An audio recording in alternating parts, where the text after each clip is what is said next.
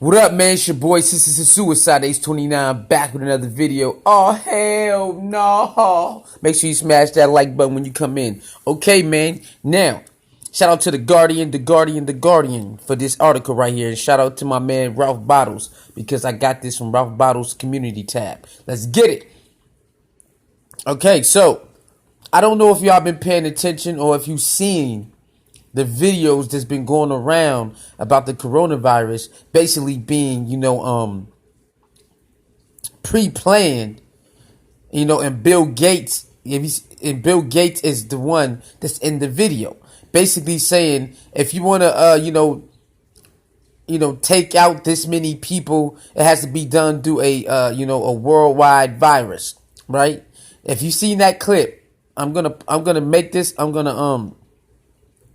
After I do this article, I will find the clip, download it, and put it, and I will make an upload, basically, so you can see the clip. So, but yeah, that's what a lot of people are pushing around here, like this is pre-planned, and it's a clip out there where one guy breaks down what the coronavirus is and how it was, orchestrated, and how it has to be dropped off in a certain area, and they use 5G as one of the sources. I don't know how true that is, but they said they use 5G, and it basically shows the symptoms of 5G and how dangerous 5G is.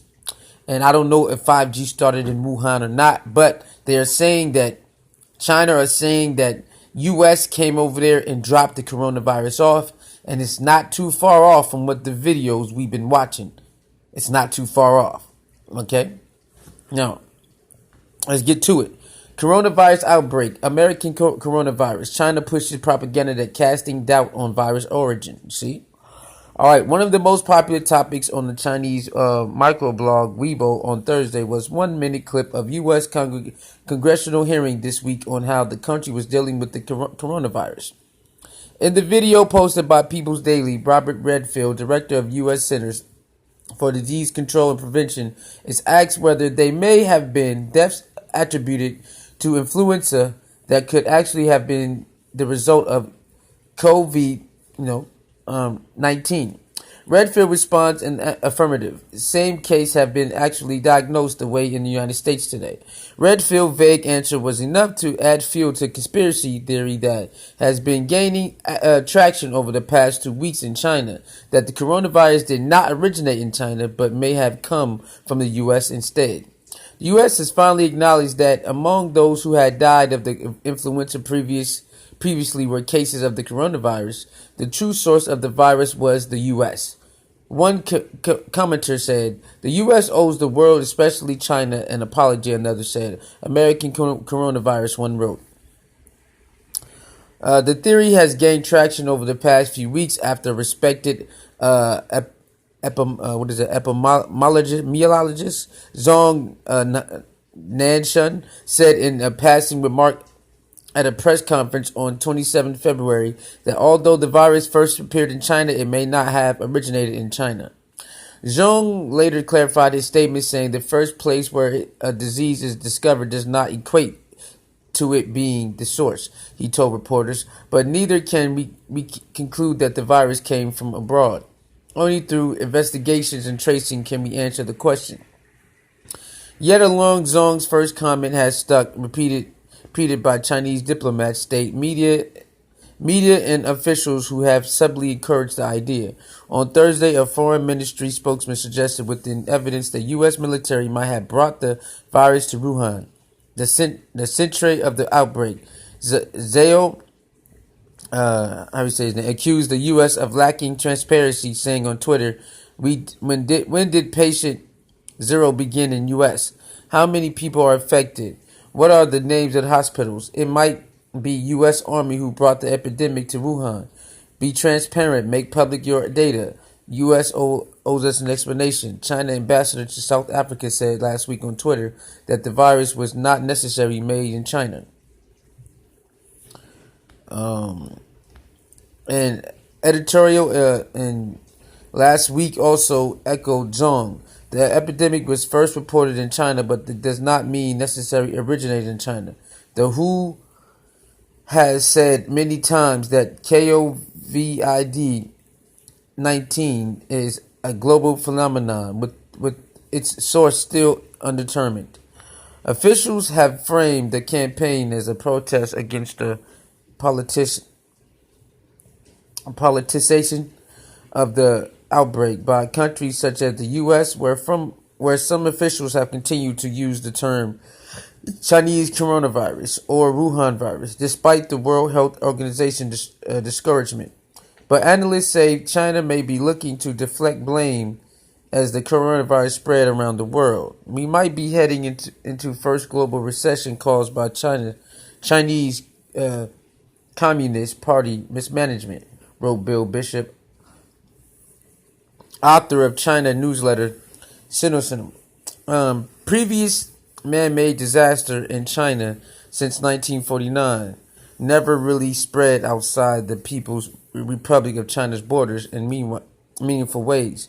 This time looks to be different, and this is likely one of the reasons the propaganda apparatus and our PRC officials are pushing so hard the idea that virus may not have originated in China, he wrote.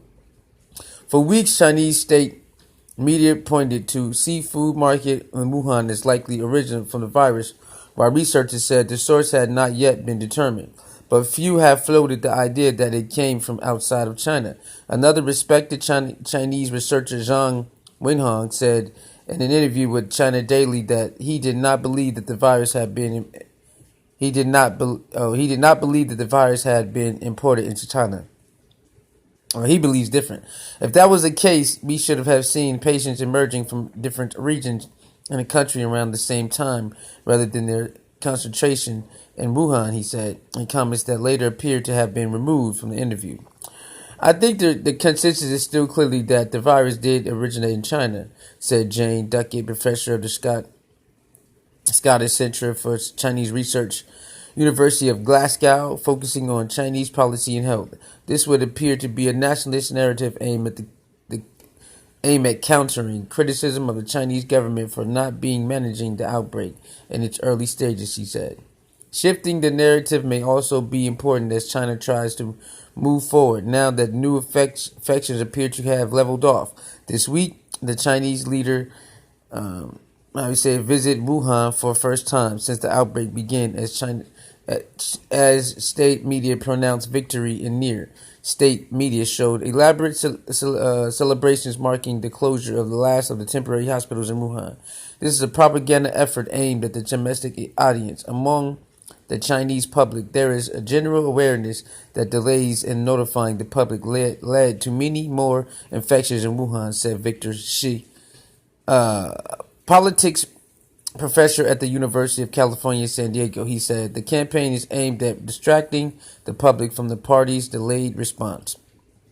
Okay, so yeah, I'm gonna go find that clip and I'm gonna put together the clips, put together this in the next video I find, so y'all can see that why they say they don't believe it started in there. You know, the clips that I have seen, you know, you're gonna see why.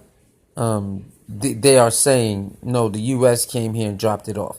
All right, so with that being said, like the video, share the video, leave your comments below, subscribe to the channel, man, hit something to PayPal if you can. Y'all know the freaking vibes, it's your boy Suey. I think an epidemic, either naturally caused or intentionally caused, is the most likely thing to cause, say, 10 million excess deaths, and that it's pretty surprising how little preparedness there is for it.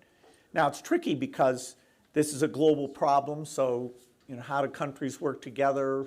Which countries should put up what resources? And every aspect of it, the resources to go engage in the affected countries, the allocation decisions.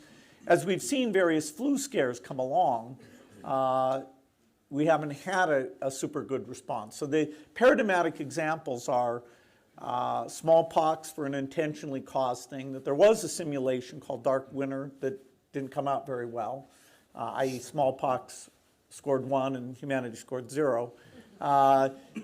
Flu epidemics, where we always talk about the potential recurrence of a 1917 like Spanish flu problem.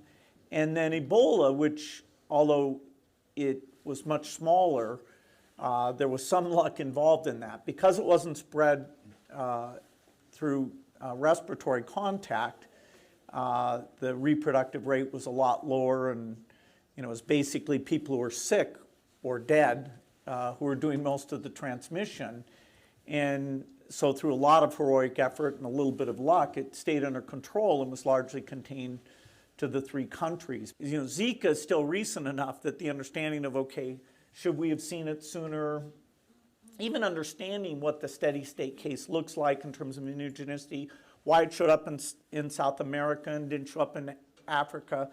I know people are hard at work trying to answer these questions. So the lessons from that one, I'm not trying to minimize that one at all, but I think they're less clear than from Ebola.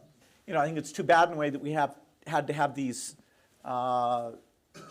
epidemics to get us to move, but the timing in terms of the science, the recognition that epidemics don't respect borders, and so whether you're looking at this through a humanitarian lens or a purely domestic lens, these are investments that should be made. I think this is a very positive step.